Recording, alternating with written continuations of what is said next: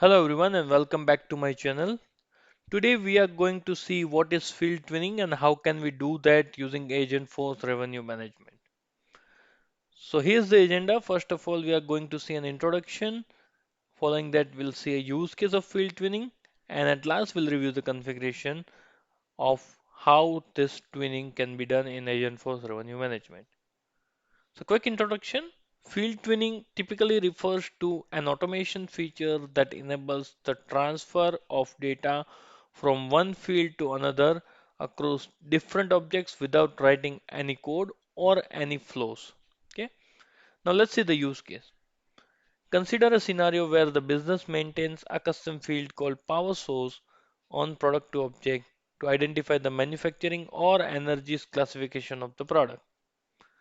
Whenever a product is added to a transaction, the business wants this value to automatically flow from the product record to downstream transaction records such as quote line, order item, or asset.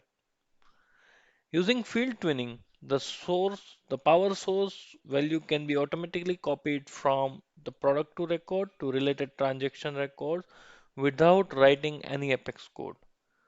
This ensures data consistency across the cells and fulfillment lifecycle while reducing manual effort and maintenance.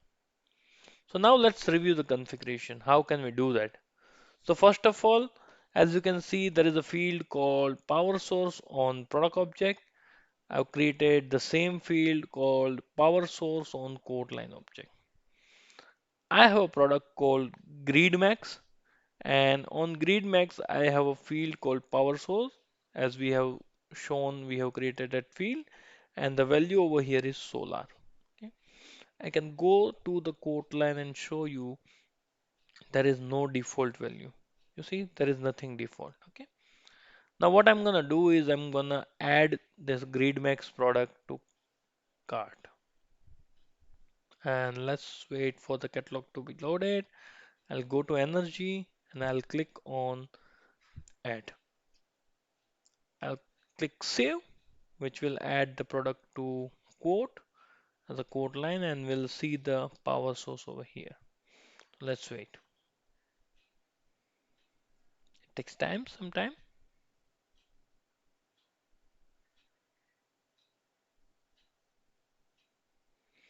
The line is being added and we can see the power source is solar.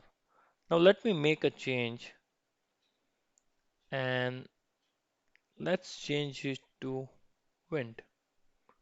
This is to see whether it takes this data again or not. So I'll click on add. I'll go and save the code and let's wait for the new line to get created.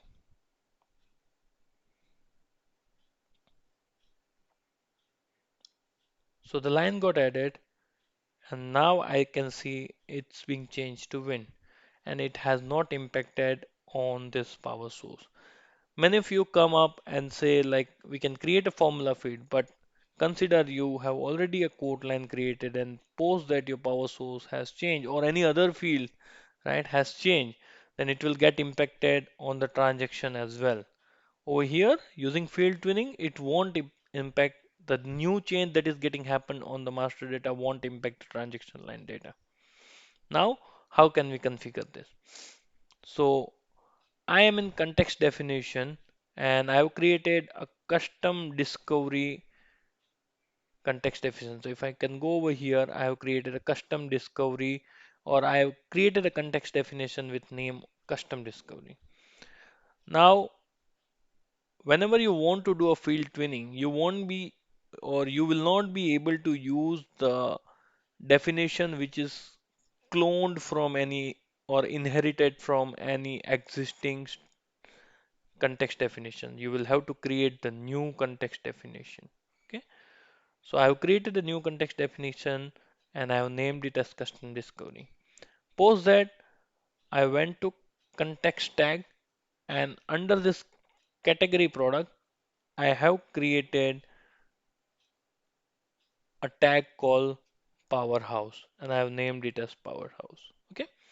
Now what I did is I went to map data and under this product discovery mapping, I have done the edit object mapping. I'll just open that up, and under category product, you can see that I have done the mapping, the power source, and I mapped it with the product field power source.